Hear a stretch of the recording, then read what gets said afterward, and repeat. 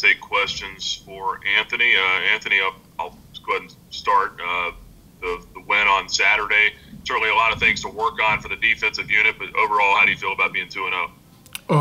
It's wonderful. You know, I've never been 2-0 in my college career, so that's something that I'll always cherish. You know, being able to be 2-0. But like you said, we got a lot of work to do on defense.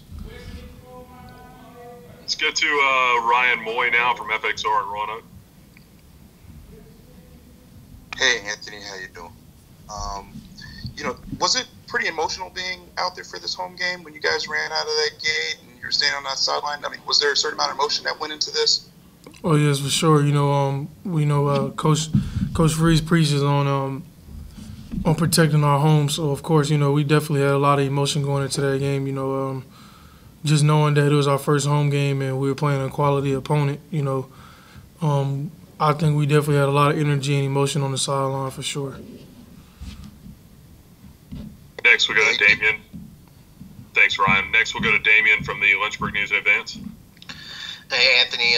Darrell Johnson made some big plays there on FIU's final drive. Had the sack on second down, and then his pressure on the quarterback allowed J.I. to get that stop on fourth down.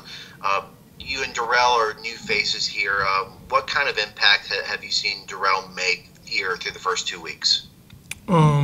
I think he's made a huge impact. I mean, he's a defensive lineman, and anytime you're a disruptive defensive lineman, you can change the math as far as changing the line of scrimmage from pushing them in the backfield to allowing them to lean and push us. I think it makes a huge difference, you know, having a guy like that you know is going to win his one-on-one battles 9 times out of 10. So I think, yeah, he's made a huge impact on this team, and as you guys seen it on that last drive, he was basically able to take over the entire game or finish the game out.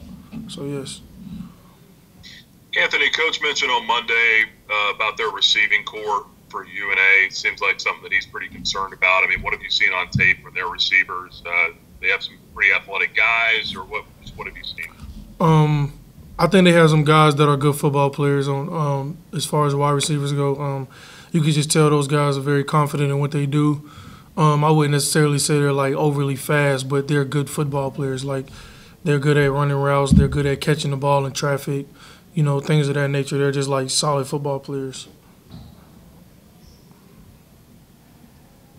So is that something where you guys just have to kind of be sound with the game plan, or, you know, with the athleticism that you guys have, you feel like you have an advantage there? Or, I mean, what leans, or what kind of advantage do you think you guys have, or what's it going to take to slow them down? I think anytime as being on any defense, if you execute and do what you're asked to do, as far as technique and believing in the system, you'll have great success. So I mean, as long as we do what we do and our corners stay on top and our safeties have good eye discipline and linebackers getting the right coverage, I think we'll be all right. And you got Darrell and Treshawn coming off the edge. I think we'll be all right. You know, I think it's mostly about what we do as far as doing what we're asked to do, doing what we're coached to do consistently, even when you're tired. Yeah, I think it just really falls on us every week. I don't really, you know, every opponent is going to be every opponent. Every team is going to have good players. It always boils down to, are you going to do your assignment and do it at a high level, or are you not, and execute. Good stuff. We'll go to Damien next from the News in Advance. Hey, Anthony, 2 big issues that I think Coach Simon said you guys were going to address this week. Allowing the explosive plays and then securing tackles. There was a couple instances where they were able to get those explosive plays and break some tackles. Were those things just easy, or not easy, but things that you guys can correct? And how focused have you guys been this week on making sure you shore that up? That's probably been the biggest points of focus in practice this week is tackling and eliminating the big plays, because honestly, if those are really hurting us. Like if you look at last game for sure, you know, we did pretty good, but when they hit us with explosive plays, they hit us pretty hard. I mean, 3 of the explosive plays went for touchdown. It wasn't even as if we could, you know, get an explosive play and get them on the ground and play another down the football. It was 3 huge explosive plays that resulted in 21 points. So like I said, we got to stay on top at corner, and up front we have to stay in our gaps and play assignment sound football. Is all about just doing what you're asked to do and believing in the system and taking the coaching and doing what you're asked to do. That's what it always boils down to as far as any explosive play. Missed tackles, that's just football. Sometimes you're going to have that, but if you have a defense that's running to the ball, you can eliminate a lot of yards after missed tackles. So missed tackles, we definitely have tackled more in practice this week, but more than not, I feel like it's more about doing what you're asked to do than it is missed tackles, essentially. Let's go to Eric Johnson from WSLS.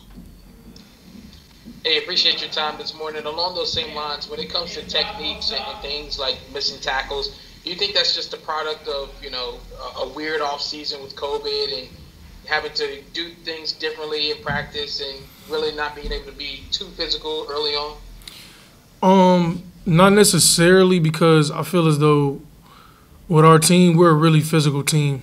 I personally feel like in practice it gets really intense. We hit, we thud, and it gets serious. Like when we go inside run, it's pretty intense. I think it's more so about, like, when you say COVID-19, I definitely think that has a factor in terms of FIU. We hadn't seen play a football game. They ran a new scheme. They had a new officer, new special teams coordinator. Clearly, you see that affected us because we had no idea what they were going to do on special teams. We tried to play base calls against it, but we had our ups and downs. We had some good plays in the kickoff game, and sometimes we didn't. And same goes for where it's on the field with defense. We didn't have we prepared for what we thought they were going to do, but they came out and did something completely different. They played 3 quarterbacks. You see what I'm saying? So that all boils down to it's September.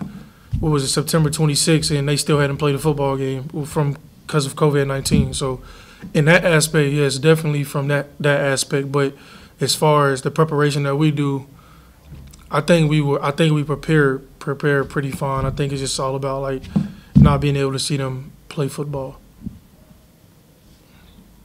Yeah, is this unit still pretty confident as far as kick coverage? Because that's something you guys did a really good job on at Western Kentucky, I thought. But just kind of like a little one-off there with not having the familiarity with FIU. Yes, for sure. I definitely feel like that. If you look at what we were doing, we had to completely, like, change up our whole game plan at halftime because, at halftime they were only down by. It was a tie game, but we definitely went into halftime like, wow, like they really came out here and did something completely different than what we were expecting. So, yes, we definitely had to make some adjustments from that point of view. All right, let's go to Brad Butler from Liberty Flame Sports Network Radio. First of all, it's really, really good to see the last name Butler on a jersey at Liberty. It's been a while. It's been a while. Yeah. Hey, how have you adjusted to Liberty this year? How are you finding the whole educational student-athlete experience here compared to where you were at before? As far as education and academics, I'm in grad school now, so there's a huge difference. So, yeah. That's a bit of a challenge. But as far as football, man, I love it. I'm glad to be here. I'm glad these guys gave me a chance to come in here and have success. I'm happy to be here. I think we got a really good football team. We're just scratching the surface. I'm a competitor. I love to win, and I feel like being here, there's a lot of guys on this team and this culture and this locker room that want to win. So, like I said, I love being here. I love being a part of a group like this. So, yeah. Well, we're glad to have you here, man. Thank you. I appreciate it.